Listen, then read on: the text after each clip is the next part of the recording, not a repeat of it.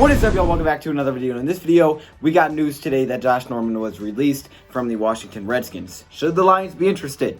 Let's get started. Josh Norman was released by the Redskins today after, well, being released by the Redskins. I don't know where I was going with that one. But anyways, he was released, and that's really what matters. And now the question is, should the Lions go after him? And really, there's two reasons to go after him. One, if you get rid of Darius Slay, then he could be part of the replacement. And two, if you keep Slay, he could be Darius Slay's sidekick, right? Maybe Darius Slay's best number two we've ever had across from Darius Slay. We haven't had a lot of talent across from Darius Slay. Let me just say that. Nevin Lawson, no.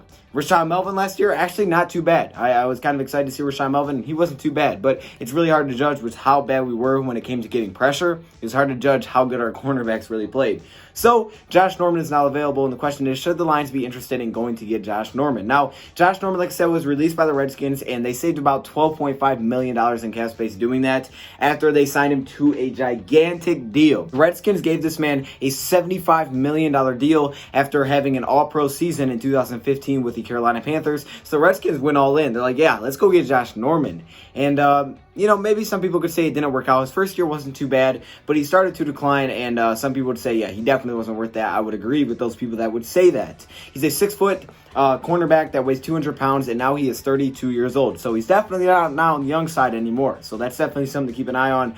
Like I said, he was on that huge deal. And with the Washington Redskins, in 4 years, he had 7 interceptions with 42 pass deflections, but 19 of those pass deflections actually came in his first year with Washington. So since that 2016 season, he started to decline for sure with the Washington Redskins. And that's what kind of makes me nervous about Josh Norman. Now, the one problem I have when I was looking at Josh Norman was I don't know how much he's going to get paid on a new contract. I really have no idea how much Josh Norman would be getting.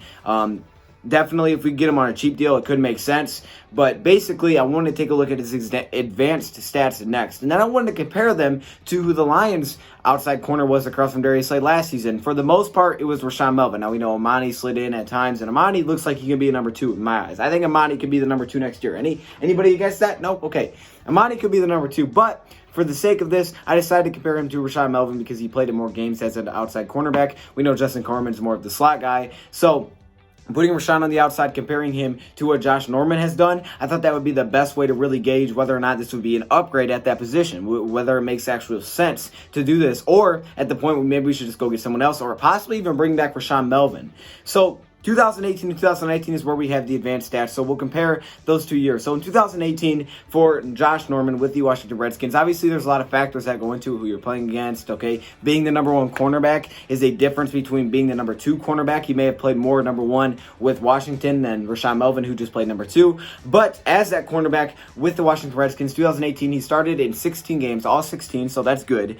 He allowed 66.3% completion percentage, 733 yards, which I'm not too worried about because yeah, that one just doesn't worry me too much. However, he did allow 8 touchdowns and 109.3 passer rating with 14.7% missed tackles. So there's a missed tackle percentage, and I'll tell you what, Darius Slay actually had a lower missed tackle percentage than that. So if some people think Darius don't tackle, it was actually a lower percentage than that one, okay? So that's a little bit concerning for sure.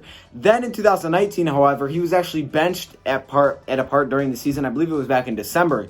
And yeah, when I talk about having a drop-off, he had a drop-off, and I think this led to what eventually was, the releasing of him. 2019, he started in 8 games. He played in 12 games. He allowed 67.4% completion percentage, 444 yards. Again, I'm not too worried about that. Obviously, it's going to be lower when he plays in less games. 7 touchdowns, however, 129 rating, and 9.1% missed tackle percentage. So that went down, but other than that, everything went up in a bad way. 129 rating allowed. That's awful. That's awful. Let's say it simple. That's awful. So that's definitely something that's concerning. So you can see the numbers. He's definitely declining, and he's not the same player at his age, and at the fact that he got benched at one point. Yeah, that's not good. That's something that you definitely have to be worried about. So he's benched in 2018. Now let's compare those stats to Rashawn Melvin. So Rashawn Melvin's 2018 compared to Josh Norman's 2018. Now it's a little bit different here because 2018, Rashawn Melvin was with Oakland.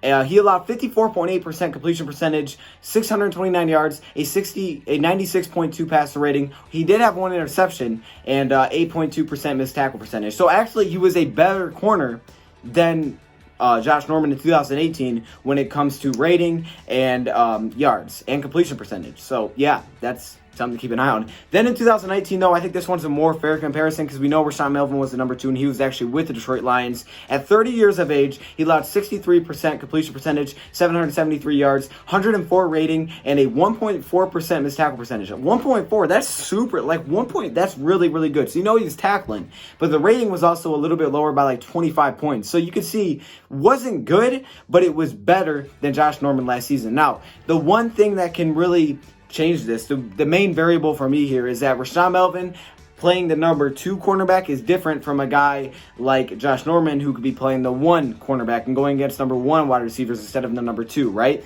Darius Slay, same thing. He's going against number 1. We know Darius Slay and Josh Norman are not the same. Darius Slay is a way better player. If you want to see comparisons, just go look at my last Darius Slay video. Darius Slay is on another level than Josh Norman. But could he be the number 2? At this, I believe it doesn't make a lot of sense. I really don't. With his age, the contract that he would, I'm not really sure about, but his regressing play and his age are two things that concern me. The fact that he was benched last season is definitely not a good thing.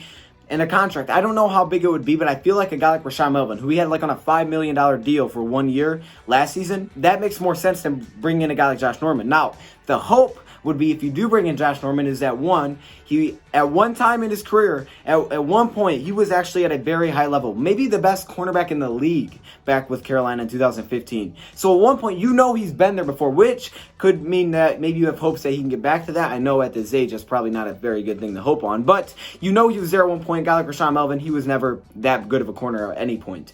And 2, he wouldn't be covering the top wide receiver. Okay, he wouldn't. That'd be Darius Slay's job. He would be taking on the number 2 wide receiver.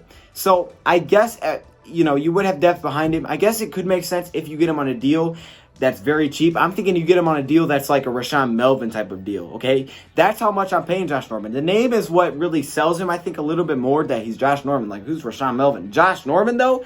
But honestly, I don't think I would bring him in unless his contract was something similar to a guy like Rashaan Melvin. It's a very, very cheap deal. Otherwise, I'd go elsewhere. Rashaan Melvin is also younger. I would probably go elsewhere. I just don't know how great this would be. But at the same time, maybe it could work out. Maybe I'm wrong. He can play man-to-man, so who knows? Let me know your thoughts in the comments below. Are you bringing in Josh Norman, and for how much money? Thank you, Prof, for watching, and I'm out.